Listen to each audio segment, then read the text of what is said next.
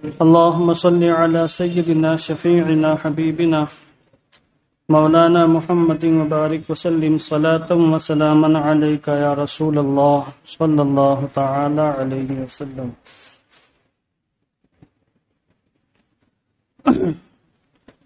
عن ابن عمر رضي الله تعالى عنه قال قال رسول الله صلى الله تعالى عليه وسلم إن بلالا ينادي بليل فكلوا واشربوا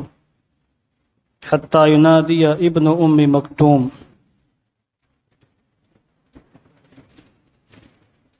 اللہ تبارک و تعالی کا بے پناہ فضل و کرم ہے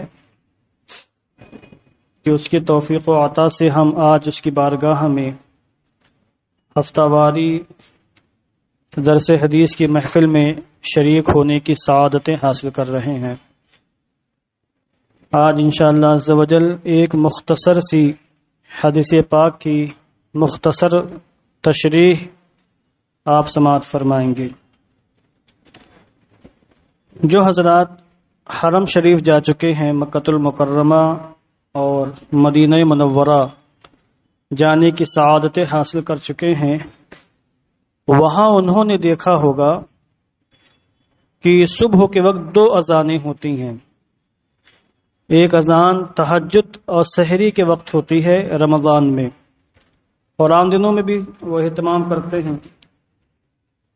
اور ایک اذان فجر کے وقت ہوتی ہے نماز فجر کے لیے. اس کا ثبوت کہاں سے ہے اور اس عمل کی جو بنیاد ہے وہ کیا ہے، آج کی حدیث پاک میں سماعت فرمائیں گے، اور پھر اسی کی ضمن میں کئی ایک باتیں میں پیش کروں گا. حضرت عبداللہ ابن عمر رضی اللہ تعالیٰ عنہما سے مروی ہے، انہوں نے فرمایا اللہ کے رسول صلی اللہ تعالی علیہ وسلم نے فرمایا، یہ دور صحابہ کی بات، اور صحابہ کا عمل کیا تھا. فرمایا ان بلال ینادی بلیل،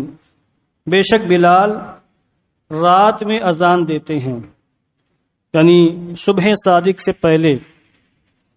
تہجد کے وقت، سحری کے وقت، اور مسلمانوں کو سحری کے لیے بیدار کرنے کے لیے اذان دیتے ہیں. فکلوا واشربوا، تو کھاؤ اور پیو، یعنی کھاتے پیتے رہو، کھانا بند مت کرو، یہاں تک کہ ابن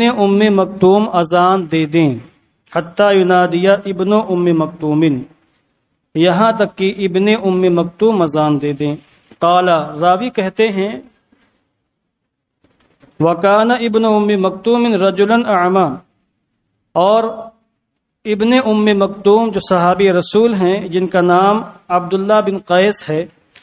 یہ ایک نابینا شخص تھے، آنکھوں سے ان کو نظر نہیں آتا تھا، نابینا صحابی تھے. لا ینادی حتی یقال له اصبحت اصبحت،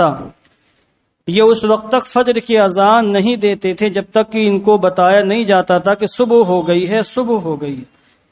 تو جب لوگ ان کو بتاتے ہیں صبح کی صبح ہو چکی ہے، یعنی صبح صادق شروع ہو چکی ہے، تب یہ فجر کی اذان دیا کرتے تھے. اس سے بات معلوم ہوئی کہ صحابہ کرام کے زمانے میں فجر کے وقت بالخصوص رمضان کے مہینے میں دو اذانیں ہوتی تھیں، اور حضور رحمت عالم جان عالم کی مسجد پاک میں دو مؤذن تھے. ایک مؤذن حضرت بلال تھے، اور ایک مؤذن عبداللہ تھے جن کو ابن مکتوم کے نام سے جانا جاتا ہے، جو نابینا صحابی تھے. اور حضرت بلال جو اذان دیتے تھے فجر کے وقت سے پہلے دیتے تھے اذان تہجد کے لیے، اور اذان دینے کا مقصد یہ تھا کہ جو لوگ سو رہے ہیں وہ سحری کے لیے بیدار ہو جائیں، سحری کے لیے بیدار ہوں، سحری بھی کریں، تہجد بھی پڑھیں، اور جو لوگ بیدار ہو کر اللہ کی عبادت کر رہے ہیں وہ لوگ فارغ ہو کر جا کے سحری کر لیں تہجد سے فارغ ہو جانے کے بعد. اور بعد میں جب وقت فجر شروع ہوتا تھا تو حضرت ابن مکتوم اذان فجر دیا کرتے تھے اور لوگ کھانا پینا چھوڑ دیتے تھے. تو دھوکہ ہو سکتا تھا کسی کو، اور کوئی شخص حضرت بلال کی اذان کو اذان فجر سمجھ سکتا تھا. اس لیے آقا دو عالم نے فرمایا کہ بلال کی اذان تمہیں دھوکے میں نہ ڈالے. بلال جو اذان دیتے ہیں وہ رات میں دیتے ہیں، تم لوگ کھاتے پیتے رہا کرو اس اذان کے بعد بھی، کیونکہ یہ اذان نماز فجر کے لیے نہیں ہے، کھاؤ پیو سحری وغیرہ کرتے رہو، اور جب ابن ام مکتوم اذان دے دیں تو ان کی اذان سنتے ہی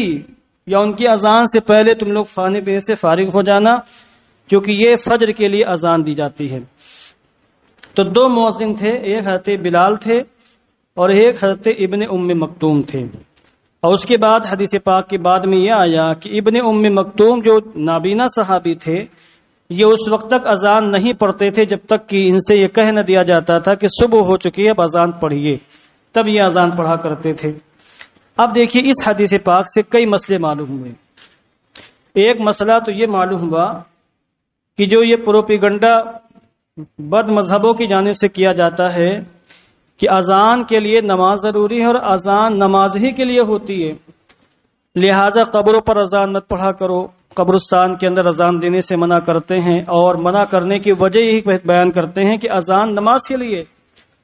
اس کا جواب یہ ہے کہ اس سے پہلے بھی ہم پیش کر چکے ہیں کہ اذان نماز کے ساتھ مخصوص نہیں ہے، یہ ضروری نہیں کہ اذان ہو تو نماز بھی ہو۔ ہاں جو اذان نماز سے پہلے ہوتی ہے نمازوں کے لیے بلانے کے لیے، وہ اذان نماز کے لیے ہوتی ہے، اس کے بعد نماز ہوتی ہے، مگر یہ کہنا صحیح نہیں کہ اذان نماز کے ساتھ مخصوص ہے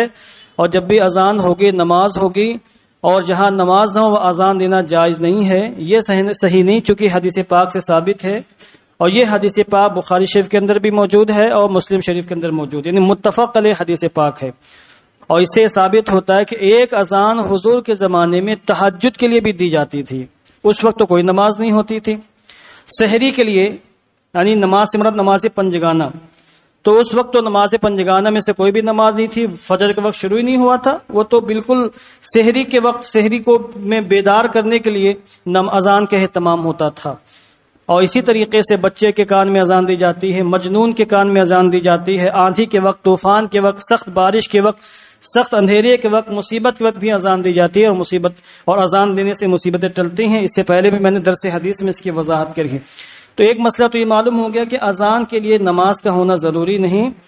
نماز کے بغیر بھی بعض مصلحتوں کے لیے اور بعض دینی فائدوں کے لیے، برکتیں لوٹنے کے لیے بھی اذان دی جاتی ہے۔ دوسرا مسئلہ معلوم ہوا کہ اگر کسی مصلحت کے لیے، کسی دینی غرض کے لیے نماز سے پہلے اذان دے دی جائے تو وہ اذان نماز کے لیے کافی نہیں ہے، بلکہ نماز کے وقت پھر سے اذان دینا ہوگا۔ لہذا اگر کسی مسجد میں کسی مؤذن سے اذان دینے والے شخص سے غلطی ہو جائے اور وہ دھوکے سے وقت سے پہلے اذان دے دیں، وقت شروع نہیں ہوا اور اذان دے دی، تو پھر اس کے لیے ضروری ہے کہ پھر سے وہ وقت کے شروع ہونے کے بعد اذان دے، تاکہ لوگ غلطی میں مبتلا نہ ہو، دھوکے میں مبتلا نہ ہو۔ چونکہ جو شخص بھی اذان سنے گا، اور اذان کا معاملہ تو آج تو گھڑی وغیرہ کی ایجاد ہو چکی، مگر پھر بھی لوگ اذان پر بہت بھروسہ کرتے ہیں۔ رمضان میں آپ دیکھتے رہتے ہیں کہ مؤذن صاحب اعلان نہیں کرتے تو کھاتے پیتے رہتے ہیں، مائک پر وہ بھروسہ کیے رہتے ہیں ابھی اعلان ہوگا تب کھانا پینا ترک کریں گے ہم۔ تو اگر کسی مؤذن سے وقت سے پہلے اذان ہو جائے تو پھر اس کو وقت کے داخل ہو جانے کے بعد اذان دینا واجب ہے، وہ اذان اس کے لیے کافی نہیں ہے۔ اور ایک تیسرا مسئلہ معلوم ہوا کہ اگر کسی مسجد میں 2 مؤذن مقرر کر دیے جائیں تو کوئی حرج کی بات نہیں ہے۔ اب حالات ایسے کہ ایک مؤذن رکھنا ہی بھاری ہے، 2 مؤذن کون رکھے گا، مگر اگر کہیں رکھے جائیں تو کوئی حرج کی بات نہیں ہے۔ اور ایک مسئلہ ثابت ہوا کہ اگر اذان دینے والا نابینا اندھا ہو تب بھی کوئی حرج کی بات نہیں، مگر شرط یہ ہے کہ اذان دینے والے کے ساتھ کوئی معاون شخص ہو، ہیلپر ہو، جو ہیلپ کرے، بتائے اس کو، چونکہ وہ خود تو ٹائم دیکھ نہیں سکتا، اس کو کیسے معلوم ہوگا کہ کس نماز کے وقت شروع ہوا ہے اور نماز کے وقت ختم ہوا ہے، تو اس کو بتانے والا کوئی موجود ہو، اور وہ مؤذن اندھا ایسا ہو جو پاکی کا خیال رکھنے والا ہو، یا کوئی پاک اس کو رکھنے والا ہو، یعنی کوئی اس کا نگراں ہو، بتانے والا، تعاون کرنے والا، تو ایسا انسان مؤذن ہو سکتا ہے، اور بلکہ امام بھی ہو سکتا ہے اگر کوئی اس کے ساتھ ایسا معاون ہے کہ جو اس کے پاکیزگی کا خیال رکھتا ہے، یا وہ نابینا خود اتنا صلاحیت مند ہے، خود تجربے کار ہے، وہ اپنی پاکی کا مکمل خیال رکھتا ہے، تو وہ شخص بھی امامت کر سکتا ہے، کوئی حرج کی بات نہیں ہے۔ تو یہ چند مسائل اس سے معلوم ہوئے۔ اب مسئلہ یہ ہے کہ آج کے زمانے میں ہندوستان کے ماحول میں یا کہیں اور بھی، بالخصوص بمبئی میں لے لیں آپ، یہاں مسئلہ ماشاءاللہ بیدار مسلمان ہیں، اور یہ جاگتا ہوا شہر ہے، لوگ 1-1 بجے رات تک جاگتے رہتے ہیں، اس کے بعد سوتے ہیں۔ تو اگر ہم اس حدیث پاک پر یہاں بمبئی جیسے شہر میں یا کسی اور بمبئی جیسے شہر میں عمل کرنا چاہیں اور فجر کے وقت 2 شخصوں کو مقرر کیا جائے، ایک شخص تہجد کے وقت اذان دے سحری میں بیدار کرنے کے لیے مسجد سے اللہ اکبر کے صدائیں بلند کرے، اور ایک شخص فجر کے لیے اذان دے، تو کیا ایسا ممکن ہے؟ آج ایسا ہو سکتا ہے کہ نہیں؟ دیکھیے صحابہ کرام کے زمانے میں لوگ مسائل جانتے تھے، مسائل سے واقف تھے، ان کو پتا تھا کہ ایک اذان پہلے ہوتی ہے، ایک اذان بعد میں ہوتی ہے، اور چونکہ آقا دو عالم نے فرمایا تھا اس لیے صحابہ کرام کو پتا تھا، تو وہاں کوئی خلفشار میں مبتلا ہونے کا کوئی خطرہ نہیں تھا۔ اور آج سے لوگوں کو مسئلہ معلوم ہی نہیں ہے، تو اگر آج بھی اس حدیث پاک پر کہیں عمل کر لیا جائے تو فتنے کا اندیشہ ہو سکتا ہے۔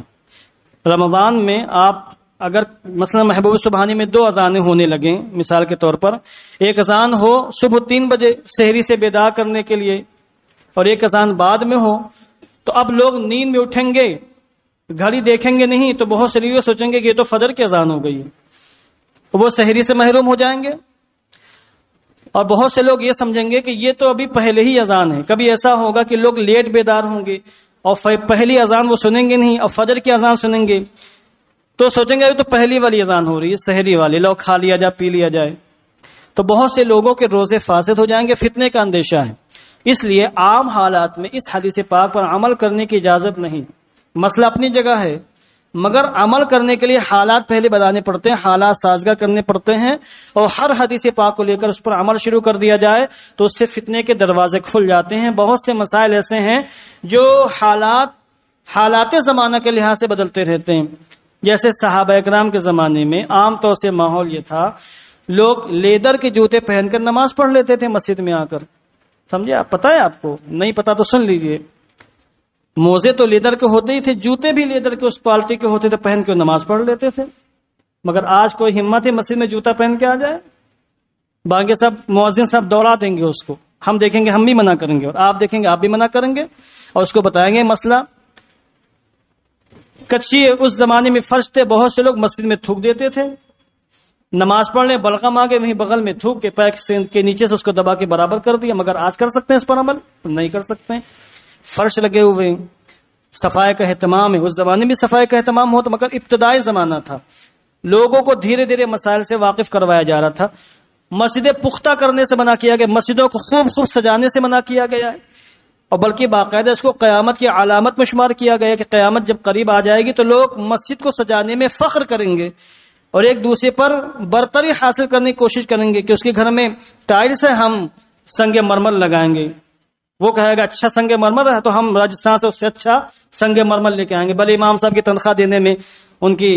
نانی یاد آ جاتی ہو، مگر مقابلہ کرنے میں لوگ آگے ہو جائیں گے، فخر کرنے میں آگے ہو جائیں گے، اس کو قیامت کی نشانی قرار دیا گیا۔ مگر آج مسجد سجائی جا رہی ہیں، ماشاءاللہ اے سی بھی ہے، پنکھے بھی ہیں، کولر بھی ہے، قالین بھی ہے، سب کچھ ہے،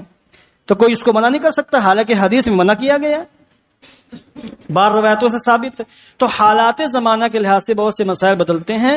بہت سی حدیثیں ایسی ہیں کہ عمل کرنا اس زمانے میں دشوار، چونکہ حالات تبدیل ہو چکے ہیں، مخصوص زمانے کے لحاظ سے آقا دو عالم نے ایک فرمان جاری کیا تھا، تو اگر اس حدیث پاک پر عمل کرنا ہے تو ڈائریکٹ نہیں ہوگا عمل،